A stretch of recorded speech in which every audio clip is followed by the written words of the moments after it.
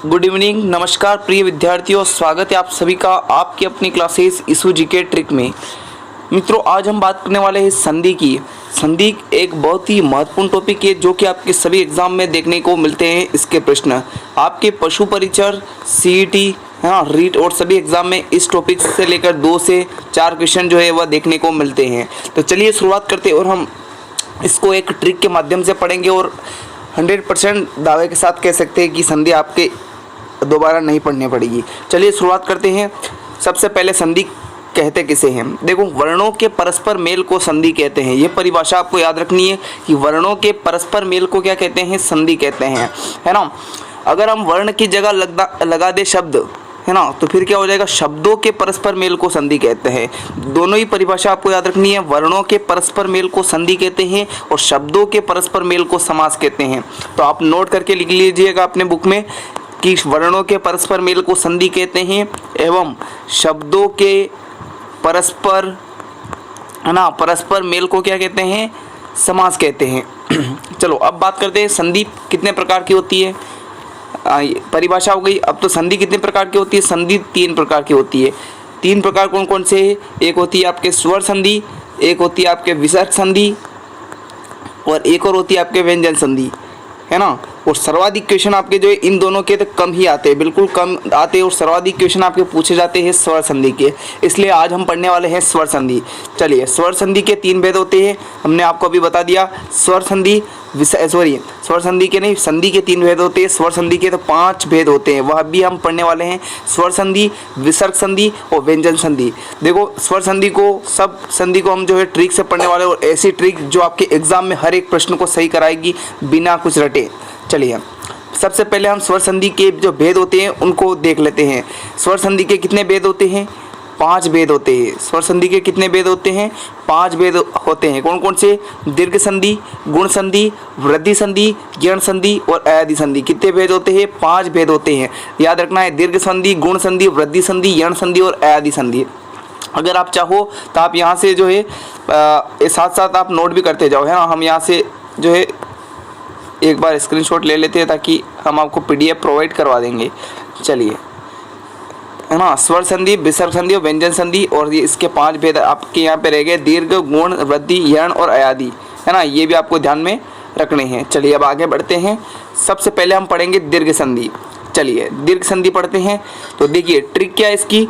जब किसी शब्द के बीच में बड़ा आ, बड़ा ई, बड़ा ऊ आ जाए, वहाँ क्या होगा? दीर्घ संधि होगी। बस आपको एक लाइन ही याद रखनी है दीर्घ संधि में कि जब किसी शब्द में बीच में आ, बड़ा ई, बड़ा ऊ आ जाए तो वहाँ पर क्या होगा? दीर्घ संधि होगी। किस प्रकार से होगी? चलिए जानते हैं, यहीं पर जान लेते हैं। चलिए देखो, दीर्घ संधि को उदाहरण दे रखे, पुस्तक प्लस आलय, बीच में आ रहा है बड़े आ की मात्रा, है ना। देव प्लस आलय, देवालय में आ रही है बड़ा आ की मात्रा। रत्न प्लस आकर ना में है आपके बड़ा आ की मात्रा। रविंद्र में बड़ी ई की मात्रा। अभिष्ट में बड़ी ई की मात्रा देखने को मिल रही है नहीं आपको, बड़ी मात्रा। अधीन में बड़ी ई की मात्रा, अतिव में बड़ी ई की मात्रा, इसमें बड़ा ऊ की मात्रा, गुरु उपदेश में बड़ा ऊ की मात्रा, लघुत्तर में बड़ा ऊ की मात्रा। तो जहाँ पे भी आपके बड़ा आ, बड़ा ई, बड़ा ऊ अगर आपको देखने को मिले तो वहाँ पर आपको क्या करना है? आंख बंद करके दीर्घ स्वर संधि कर देना है। दीर्घ स्वर संधि कर देना है तो आपका राइट आंसर हो जाएगा। इससे बेहतरीन ट्रिक और कुछ भी नहीं हो सकती है दीर्घ संधि की। ध्यान में रखना है, एक बार और आपको अपने बुक में लिख लेना है। जब किसी शब्द के बीच में बड़ा आ, बड़ा ई, बड़ा ऊ आ जाए तो वहाँ पर दीर्घ संधि होगी। जैसे कि पुस्तकालय, देवालय, रत्नाकर, है ना, ये सभी। तो आपको ये सभी आपको ध्यान में रखने हैं। चलिए अब आगे बढ़ते हैं। अब हम दूसरी संधि पढ़ेंगे। दीर्घ संधि आपको याद हो गई। अब हम पढ़ेंगे गुण संधि। चलिए गुण संधि ट्रिक, गुण संधि की ट्रिक देखते हैं कि जब किसी शब्द के बीच में छोटा ए और छोटा ओ और अर मंत्र आ जाए, अगर अर मात्रा आ जाए तो वहाँ पर क्या होगा? गुण संधि होगी। मंत्र की जगह आप कर दिए मात्रा। अब ध्यान रखना है कि जब किसी शब्द के बीच में क्या आ जाए? छोटा ए आ जाए और छोटा ओ आ जाए और अर आ जाए तो वहाँ अर्थात आपके क्या? ए ओ अर, है ना, ए ओ अर आ जाए तो आपको लगा देनी है क्या? गुण संधि लगा देनी है। इसको हम ट्रिक के माध्यम से पढ़ेंगे तब जाके आपको अच्छे से समझ में आएगी। चलिए गुण संधि के उदाहरण पढ़ते हैं तब जाके आपको समझ में आ जाएगा। चलिए अब गुण संधि के उदाहरण क्या है? सुर प्लस इंद्र, आया ना छोटा ए, है ना। और एक और ध्यान में रखना, एक और आप लिख ली है, एक मात्रा यदि आपको दिखे, किसी भी अक्षर पर आपको एक मात्रा दिखी है, वहाँ पे भी आपको क्या लगानी है, गुण संधि प्लस आपको ए, है ना, छोटा ओ और अर दिख जाए तो वहाँ पे भी आपको क्या लगानी है, गुण संधि लगानी है। चलिए देखते हैं कि स्व प्लस इच्छा स्वेच्छा में एक मात्रा रे, है ना, उप प्लस इंद्र में एक मात्रा रे, न प्लस इति में एक मात्रा रे, है ना, अतिशयोक्ति में आपके जो है एक मात्रा रे दोस्तों, साथ ही आपके जो है छोटा ओ भी है, तो आपके यहाँ पे वैसे भी गुण संधि हो जाएगी। तो समझ में आ रहा है ना आपको किस प्रकार से मैं बता रहा हूँ आपको कि अगर आपके एक मात्रा दिखे किसी शब्द पे, छोटा ए, छोटा ओ और आपके जो है अर दिखे, है ना, तो देखो अर के लिए भी कोई उदाहरण होगा। देखो जलोर्मी, है ना, जलोर्मी में ओ, जलोर्जा में ओ, नवोड़ा सूर्योदय, है ना, आपको इस सब में छोटा ओ की मात्रा है दोस्तों, तो आपको क्या है, गुण संधि लगा देनी है बिना कुछ सोचे। एग्जाम में आपके जो है ऑप्शन ठीक हो जाएगा। इससे और अच्छी ट्रिक दोस्तों आपको कहीं नहीं मिलने वाली है। मैं दावे के साथ कह रहा हूँ कि इससे अच्छी ट्रिक आपको कहीं नहीं मिलेगी, इसलिए आपको ध्यानपूर्वक पढ़ लेना है मित्रों, है ना। अब चलिए आगे बढ़ते हैं। चलिए, अगर सेशन अच्छा लग रहा हो तो प्लीज़ सेशन को लाइक ज़रूर कर देना, है ना। मैं नहीं कहता हूँ, लेकिन अगर आपको पसंद आ रहा हो तो कर देना। चलिए अब बात करते हैं वृद्धि संधि की। अगर नहीं आ रहा है तो नहीं करना है, ट्रिक समझ में नहीं आई तो भी आप लिख देना।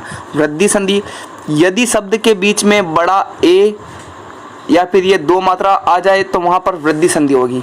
बस इतना ही याद रखना है। कहाँ है भेजा हमारी, यदि शब्द के बीच में क्या आ जाए, बड़ा ए आ जाए, है ना, ये आपके छोटा ए था, है ना, और ये आपके बड़ा है, तो बड़ा ए आ जाए और दो मात्रा आपको दिखे तो क्या कर लेनी है, आँख बंद कर आपको टिक कर लेना है वृद्धि संधि। वृद्धि का अर्थ क्या होगा दोस्तों, बढ़ना, मतलब गुण संधि में आपकी एक मात्रा थी, फिर वृद्धि हो गई, मतलब दो मात्रा हो गई, तो दो मात्रा जहाँ पर दिखेगी वहाँ पे आपको क्या लगाओगे, वृद्धि लगाओगे, वृद्धि संधि लगाओगे। वृद्धि संधि के उदाहरण देखते हैं कि मत प्लस एकता, है ना, क्या, एक मिनट, है ना, ये तो आपकी परिभाषा है। और वृद्धि संधि के उदाहरण देख लेते हैं। मत प्लस एकता, मत एकता आ रही है ना, दो मात्रा, है ना। धन प्लस ऐषणा, धनेषणा आ रही है दो मात्रा। एक एक प्लस एक एक, है ना, एक एक दो आ रही दो मात्रा थी। इस प्रकार से आपको ध्यान में रखनी है वृद्धि संधि। और इसके उदाहरण देख लेते हैं। चलिए देखिए और उदाहरण, जल प्लस ओद्य जलोद, है ना, दूध प्लस ओदक दुदोदन, वन प्लस औषधि वनौषधि, स्व प्लस ऐच्छिक स्वैच्छिक, है ना, और मत प्लस एक के मतेक्य, देव प्लस ऐश्वर्य देवेश्वर्य। दोस्तों जहाँ भी दो मात्रा बड़ा ए दिख जाए वहाँ पर आपको आंख बंद करके वृद्धि संधि कर देनी है। ये आपको ध्यान में रखना है और एग्जाम में पूछा जाएगा। चलिए आगे बढ़ते हैं। अब बात करते हैं चौथी संधि। चौथी संधि हमारी कौन सी है, यण संधि।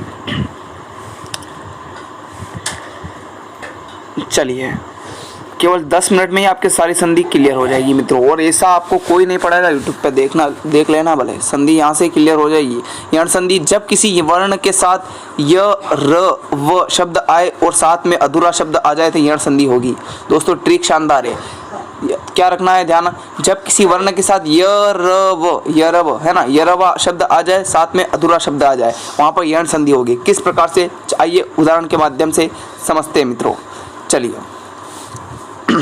यण संधि के उदाहरण किस प्रकार से मित्रों, अति प्लस अधिक तो अत्यधिक, आधा त आ रहा है ना, और यह भी देखो यह भी आ रहा है और इसके साथ क्या आ रहा है, आधा त भी आ रहा है। अति प्लस अल्प अत्यल्प, यह के साथ त आ रहा है, यहाँ पे आपकी यण संधि होगी।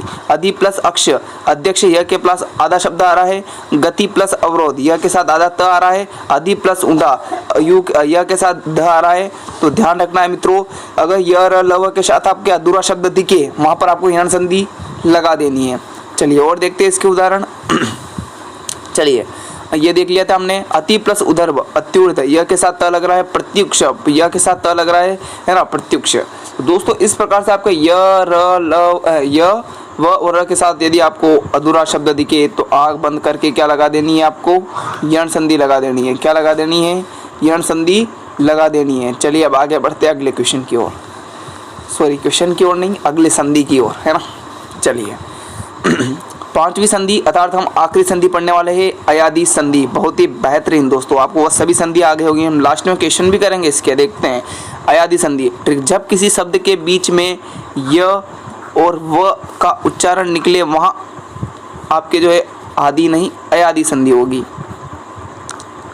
अयादि संधि होगी जब किसी शब्द के बीच में य और व का उच्चारण निकले वहाँ अयादी संधि होगी। अब आप बोल रहे होंगे सर य और व तो वहाँ भी था, लेकिन मैंने क्या कहा था, वहाँ पर य व र के साथ आपके जो है आधा शब्द आना चाहिए, और यहाँ पर आधा शब्द की बात नहीं है ना। तो ध्यान में रखना है कि जब किसी शब्द में के बीच में य और व उच्चारण दिखे, जैसे कि नयन य आ रहा है, गेयक य आ रहा है, भावुक व आ रहा है ना। और यहाँ पे अधिकतर जो है अयादी संधि में एक बात और ध्यान में रखनी है, अयादी संधि में 3 शब्द बहुत होते हैं और इसमें अधिकतर शब्द ऐसे ही होते हैं, नयन, गायक, भावक, पावक, है ना, लायक, ऐसे वर्ड होते हैं अयादी संधि में, ये भी आपको थोड़ा ध्यान रख लेना है।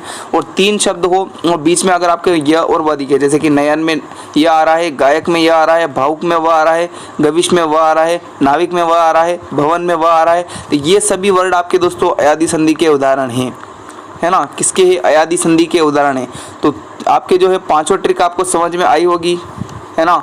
अगर आपको वाकई में ये 5 ट्रिक समझ में आई और आपको संधि वाकई में दोस्तों क्लियर हो गई हो, तो दोस्तों आप इस चैनल को ज़रूर जुड़िएगा, है ना। यहाँ पे आपको जो है दोस्तों राजस्थान जीके की भी क्लासें होगी। अगर आपको संधि समझ में आ गई हो तो आप कमेंट करें, हम समास भी इसी ट्रिक के माध्यम से पढ़ाने की कोशिश करेंगे। वो बहुत ही जल्द समास की भी क्लास डालने वाले हैं, तो एक बार आप कमेंट में ज़रूर बताइएगा कि आपको जो है संधि समझ में आई या नहीं। धन्यवाद, मिलते हैं नेक्स्ट क्लास में।